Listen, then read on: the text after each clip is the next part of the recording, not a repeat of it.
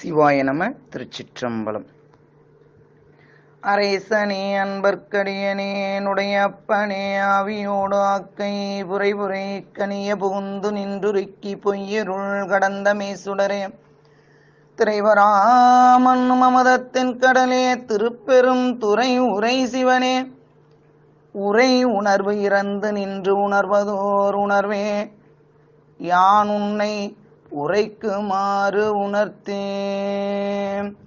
சைவத்தின் மேல் சமயம் வேறில்லை அதில் சார் சிவமாம் தெய்வத்தின் மேல் தெய்வம் இல்லென்னும் நான் மறை செம்பொருள் வாய்மை வைத்த சீர்திரு தேவாரமும் திருவாசகமும் உய்வை தரச் செய்த நால்வர் ஒற்றால் எம் உயிர் துணையே. ஈராண்டில் சிவஞானம் பெற்று என்னமை கண்டார் இணைத்தால் போற்றி நாராண்ட பல்லடியார்க்கு அருள் புரிந்த அருள் நந்தி நற்றால் போற்றி நீராண்ட கடந்தை நகர் மறை ஞான சம்பந்தன் நிழல்தாள் போற்றி சீராண்ட தில்லை நகர் உமாவதியார் செம்பதும திருத்தாள் போற்றி செருக்குறும் மனம் சிதைந்து சிந்தையை கருக்கும் ஆணவ இருளகற்ற தருக்க சாத்திர ஞானம் பெற்று உய்ய அருக்குருநாதரின் திருவடி அடைக்கலம் புகுவாம். திருச்சிற்றம்பலம்.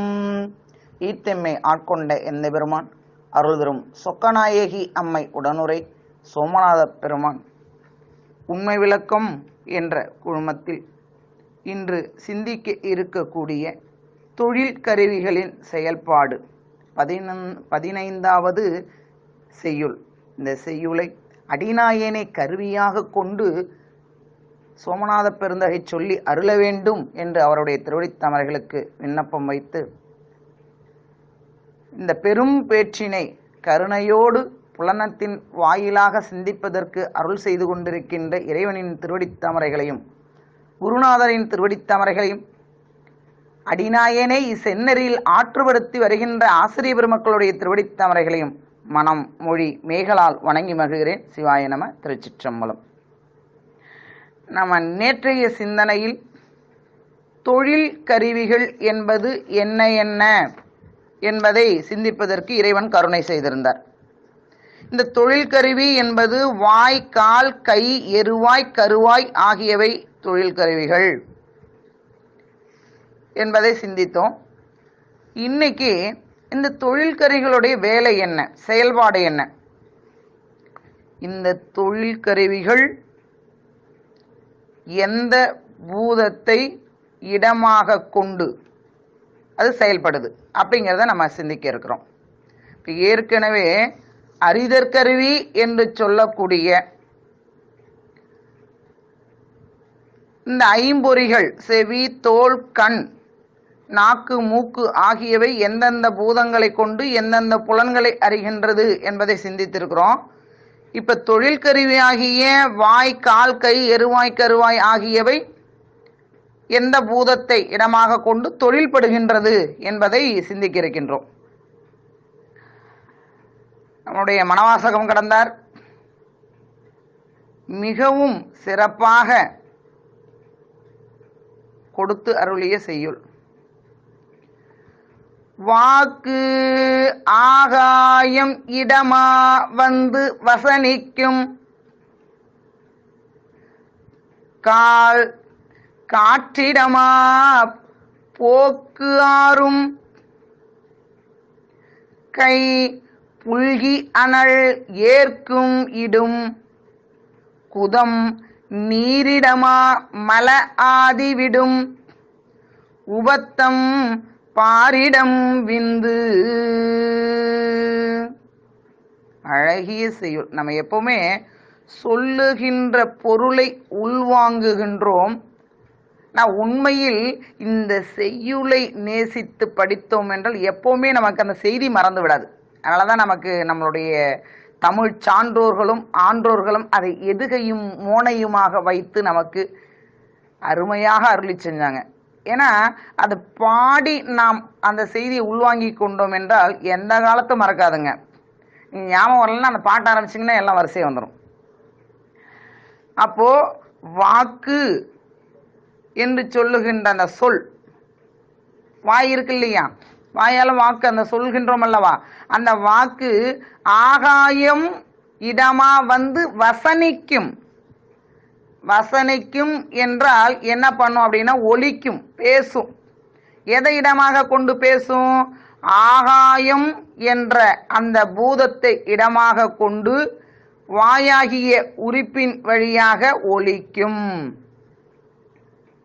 தொழில்கள் வந்துருச்சு வாய். அது எப்படிங்க அப்படின்னா, இப்ப வாய் அந்த பகுதியை பார்த்தீங்கன்னா உள்ளர ஒரு வெற்றிடம் இருக்குங்க. அந்த வெற்றிடமே இல்லை அப்படின்னா நம்மளால பேச முடியாது. ஒரு சின்ன உதாரணத்துக்கு வச்சுக்கோம், நிறைய பேர் மக்களுக்கு எல்லாருக்குமே தெரியும். இப்போ வாய் நிறைய ஏதேனும் ஒரு உணவுப் பொருள் அல்லது ஒரு தின்பண்டம் வைத்து கொண்டு நீங்கள் பேசுங்கள் பார்ப்போம். பேச முடியாதுங்க, அங்கே வெற்றிடம் இருக்க வேண்டும். வாய் முழுமையா ஒரு பொருளை வச்சாச்சு, பேசுங்க பார்ப்போம், பேச முடியாது. அங்கே வெற்றிடம் இருந்தால் மட்டுமே அந்த சொல் வெளியே வரும், சொல் சுத்தமாக வரும். ஆக இந்த சொல் என்பது ஆகாயம் என்ற அந்த பூதத்தை இடமாக கொண்டு வாயாகிய உறுப்பின் வழியாக ஒலிக்கும். வாக்கு ஆகாயம் இடமா வந்து வசனிக்கும். அடுத்து சொன்னாங்க கால். கால் நம்மளுடைய கால்கள் இரண்டும். இந்த கால் என்ன செய்யும் அப்படின்னு சொல்லி பார்த்தீங்கன்னா, காற்று என்ற அந்த பூதத்தை இடமாக கொண்டு அந்த காலின் வழியாக போக்குவரவு செய்யும். இந்த கால் என்ன பண்ணுமா? போகும் வரும். அதுக்காக தான் இது உதவியா இருக்குது. ஆனா காற்று என்கின்ற பூதம் இல்லை என்றால், காற்று தத்துவம் இல்லாத இடத்துல நீங்க உங்க கால் வைத்திருந்தாலும் நடக்க முடியாதுங்க. இந்த உண்மையெல்லாம் தெரிஞ்சுக்கிட்டோம் அப்படின்னா நம்மளுடைய செயல் ஏதாவது கண்ணுக்கு தெரியுதா? ஏற்கனவே நம்ம நினைச்சிட்டு இருக்கோம் எல்லாம் நான் நடந்து போனேன், நான் நடந்து வந்தேன் அப்படின்னு நினைச்சிட்டு இருக்கோம். ஆனால் பெருமான் உங்களுக்கு காலையும் கொடுத்து அந்த கால் தொழில்படுவதற்கு காற்றையும் கொடுத்து அருள் செய்யவில்லை என்றால் நீங்க எங்கே நடப்பது? நீங்க எங்கே என்ன செய்ய முடியும்? போக முடியுமா? வர முடியுமா? ஒன்றும் பண்ண முடியாது. ஆக இந்த கால்கள் காற்று என்ற பூதத்தை இடமாக கொண்டு போக்குவரவு செய்கின்றது. அடுத்து கை. அதான் சொல்லியிருக்காங்க, கால் காற்றிடமா போக்கு ஆறும். இந்த கை என்ன செய்யும் அப்படின்னு பாத்தீங்கன்னா, புல்கி அனல் ஏற்கும் இடம், ஏற்கும் இடும். இந்த கை நெருப்பை இடமாக கொண்டு இடுதலையும் ஏற்றலையும் செய்யும். நீங்க நம்ம உடம்புல அந்த வெப்பத்தன்மை இல்லைன்னா நம்ம கிட்ட செயல்பாடு இயல்பாகவே குறைஞ்சிருங்க. குளிர்ந்துருச்சு, உடம்பு அப்படியே சில்லுன்னு ஆயிடுச்சு, கை மறுத்து போச்சு. நீங்க எந்த வேலையாவது செஞ்சு பாருங்க பார்ப்போம், எடுத்து பாருங்க, வச்சு பாருங்க, வைக்க முடியாது.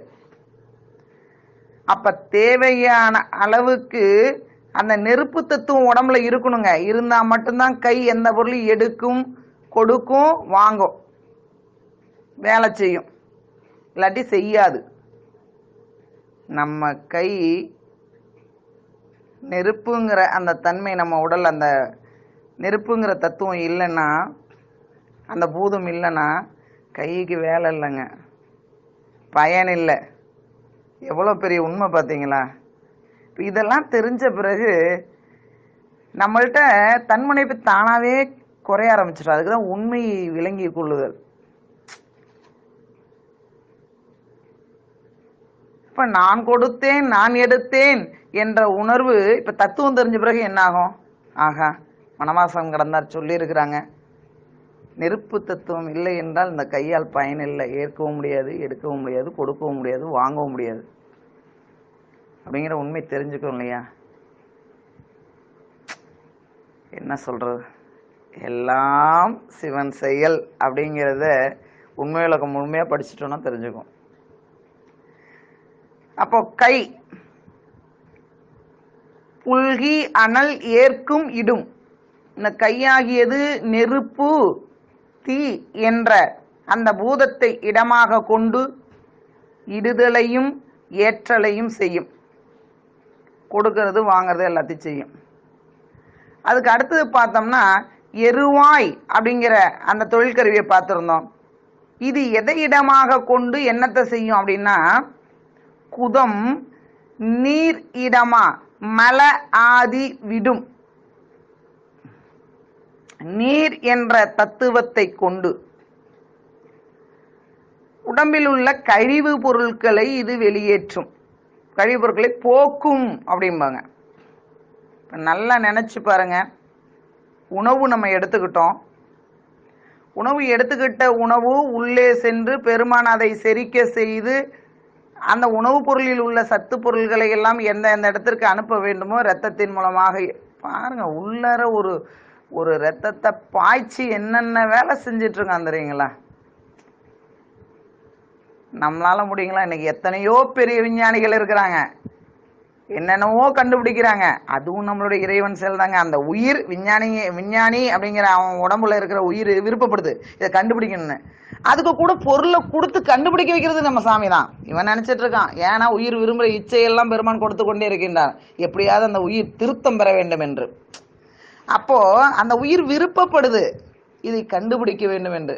பெருமான் கருணையோடு அந்த பொருளை கொடுத்து அதுக்குள்ள அறிவை கொடுத்து கண்டுபிடிக்க வைக்கிறான். இவன் நினைச்சிட்டு இருக்கான் நான் கண்டுபிடிச்சேன் அப்படின்னு. நீங்க ஒண்ணுமே ஆகாதுங்க. பெருமான் மட்டும் அந்த உயிருக்குள் உயிராக இருந்து அதுக்கான அந்த பொருளை எல்லாம் கொடுத்து அனுபவிக்க செய்யறன, நம்மால் ஆகும் காரியம் ஒன்றுமில்லை. பெருமான் தாங்க எல்லாம் செய்யறான். இந்த உண்மையை விளங்கிக்கிட்டவங்க எல்லாம் ஞானி. அப்புறம் எல்லாம் சூனியம்தான் எல்லாம், அப்படி வச்சுக்க வேண்டியதான். நம்ம இப்போ அந்த உணவு உள்ளார போயிட்டு செரிக்குதுங்க. எங்க நீங்க விஞ்ஞானிகிட்ட ஒரு 4 இட்லியை கொடுத்து அதை அப்படியே ரத்தமா மாத்தி நம்ம உடம்புக்கு அனுப்ப சொல்லுங்க பார்க்கும், முடியுமா விஞ்ஞானியால? என்னென்னமோ கண்டுபிடிக்கிறான்ல, 4 இட்லியை சுட்டு வச்சு அவன்கிட்ட கொடுத்து நீங்க ரத்தமா அப்படியே உடம்புல மாத்தி பாய்ச்சி விடுங்க அப்படின்னு சொல்லுங்க பார்ப்போம். முடியாதுங்க. அந்த வித்தை பெருமானுக்கே உரியது. என்ன உணவு கொடுத்தாலும் அதை இரத்தமாக மாற்றி சத்து பொருளாக மாற்றி அந்த உரிய உறுப்புகளுக்கு அனுப்பி எத்தனை வேலை உள்ளார செஞ்சிட்டு இருக்கிறான். விஞ்ஞானியால செய்ய முடியுங்களா? முடியாதுங்க. விஞ்ஞானம் சடப்பொருளை பற்றியே ஆராய்ச்சி பண்ணி வெளியீடு செய்து, நம்மளுடைய மெய்ஞானிகள் உயிர் பொருள் சத்து பொருளை ஆராய்ச்சி பண்ணி நமக்கு சொல்லியிருக்காங்க. அதுதாங்க சைவ சித்தாந்தம். சடப்பொருளை கண்டுபிடிப்பது அதுக்கும் நம் பெருமான் தான் உதவி செய்கிறார். ஆக இந்த எருவாய் என்று சொல்லக்கூடிய அந்த தொழிற்கருவி நீரை இடமாக கொண்டு கழிவுப் பொருள்களை போக்கும், வெளியே தள்ளும். நீங்க உணவு சாப்பிட்டாச்சு, செரிச்சாச்சு, மலமே போகல, எப்படி இருக்கும் பாருங்க. யாராலையும் நிம்மதியா இருக்க முடியாதுங்க. சிவசிவா அப்படின்ட்டு கிடப்பான் அவன். மற்றவன் வேற என்னென்னத்தையோ அபத்தத்தை நினைச்சிட்டு கிடப்பான். அப்ப முடியல, இது போல மலம் கட்டிக்கிச்சுங்க, தண்ணி நிறைய குடிப்பா அப்படிம்பாங்க. நமக்கு கிராமத்துல இருக்கிறவங்க பெரியவங்களா இருந்தாலும் சரி, மருத்துவராக இருந்தாலும் சரி, தண்ணி நல்லா தாராளமா குடிச்சா மலம் சலசலன்னு போயிடுது, ஏன் இதுக்கு கவலைப்படுறேன் அப்படின்னு சொல்லுவாங்க. அப்போ உடலில் இருக்கக்கூடிய கழிவு பொருளை வெளியேற்றுவது நீர் என்ற அந்த பூதம், நீர் என்ற அந்த தத்துவம். அடுத்து கருவாய். உபத்தம் பாரிடம் விந்துனாங்க. இந்த கருவாய் என்ன செய்யும் அப்படின்னா, நிலம் என்ற தத்துவத்தை இடமாக கொண்டு விந்துவை வெளிப்படுத்தும். விந்துனா சுக்கிலம், ஸ்ரோனிதம் அப்படின்னு சொல்லுவோம் இல்லையா, இந்த விந்துவை வெளிப்படுத்துகின்றது. இந்த விந்துக்குள் விந்தையாக பெருமான் உயிரை வைத்து அவன் அனுப்பி அதை காத்து வெளியே கொண்டு வர வித்தை இருக்கே, அதை தெரிஞ்சுக்கணும்னா நம்ம போற்றி பக்ரோடை படிக்கணுங்க. எத்தனை பெரிய கருணையாளன், எத்தனை பெரிய எளிவந்த பிரான். நீங்க வணங்குறவங்களுக்கும் சரி வணங்காதவங்களுக்கும் சரி, அவங்க வினைக்கு ஏற்றவாறு பெருமான் நின்று எல்லா உயிருக்குமே ஒரு உயிரை விந்துக்குள் வைத்து அந்த விந்துக்குள் இருந்து அந்த கர்ப்பப்பைக்குள் அனுப்பி அங்கே இருந்து அத்தனை கிருமிகள்ல இருந்து காப்பாத்தி அங்க உள்ளர இருந்து அந்த உயிருக்கு அத்தனையும் நல்லறிவை கொடுத்து கொண்டே இருப்பான் அந்த 10 மாதமும். ஆனா அந்த உயிர் வெளியே வந்து விழுந்த அடுத்த நொடியே அந்த மாயை மண்ணில் விழுந்த அடுத்த நொடியே இந்த மாயை என்ற அப்படியே புயல் காற்றுல சிக்கிக்குமா, சிக்கிக்கிட்டு நல் அறிவை இழந்து இங்க தடுமாறிட்டு இருக்குமா. அழியக்கூடிய பொருள் அத்தனையும் உண்மை, அழியா செல்வத்தை மறந்து நிற்குமா நல் அறிவை இழந்த உயிர்கள். நல்லறிவை இழக்காதவர்கள் எங்க இருந்தா என்ன, நம்ம அடியார்கள் சொன்னது போல வீடும் வேண்டா விரலியர்.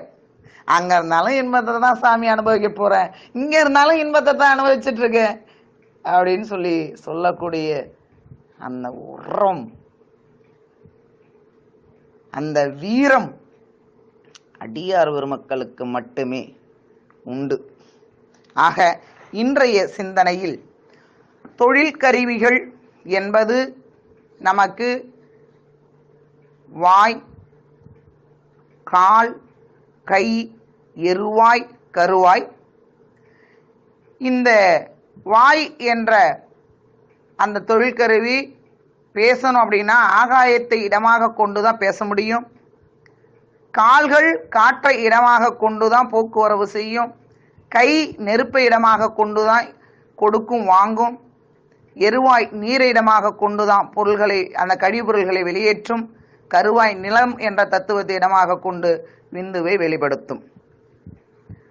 அடியார் பெருமக்கள் இந்த ரெண்டையும் தெளிவா வச்சுக்கணும். ஏன் திரும்ப திரும்ப சொல்றோம்னா, இந்த அறிதற் கருவிக்கும் தொழில் கருவிக்கும் கொஞ்சம் அப்படியே மயங்கிடுவோங்க, உயிர் புரியாம மயங்கி நிற்கும். அதனால வேறுபாடு நல்லா தெரிஞ்சு வச்சுங்க.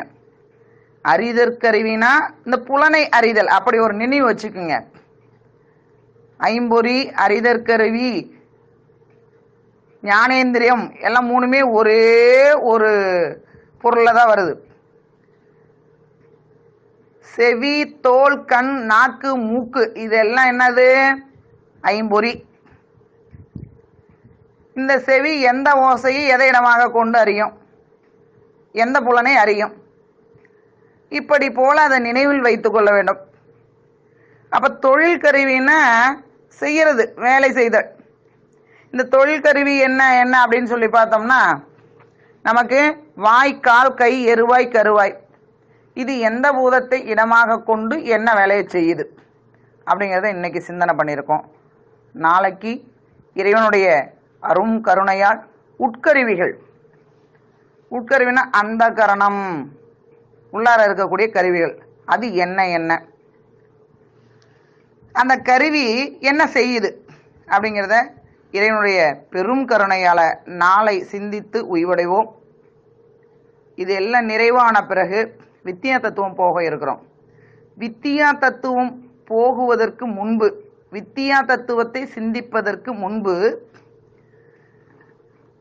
நாம அந்த கரணம் வரைக்கும், ஐம்புலன் தொடங்கி அந்த கரணம் வரைக்கும் இருக்கக்கூடிய அந்த தத்துவங்களையும் அதனுடைய செயல்பாடுகளையும் நாம் சிந்திக்க இருக்கின்றோம். எப்படி இருக்கணும்னா, நம்மளுடைய உண்மை விளக்கம் குழுமத்தின் மூலமாக அடியார் பெருமக்களுடைய திருவடிகளுக்கெல்லாம் வினாக்களாக வைக்கப்படும். அதற்கு அடியார் பெருமக்கள் அனைவரும் விடையாக கொடுத்து சரியான விடையை கொடுத்து, உண்மையை எல்லாமே எனக்கு சிறப்பாக செஞ்சுருந்தீங்க. ஒரே ஒரு இடத்துல தான் மாற்றம் இருந்துச்சு, ஒரே ஒரு வினாவுக்கு தான் மாற்றம் இருந்துச்சு. எல்லாருமே பங்கு கொள்ள வேண்டும், எல்லாருமே சிறப்பாக விடை சொல்லி அருள வேண்டும் என்று உங்களுடைய திருவடி தாமரைகளுக்கு விண்ணப்பம் செய்து கொண்டு, இறைவனுடைய திருவருள் கருணையால் நாளை மீண்டும் உண்மை விளக்கத்தை சிந்தித்து உயவடைவோம். சிவாய நம. திருச்சிற்றம்பலம்.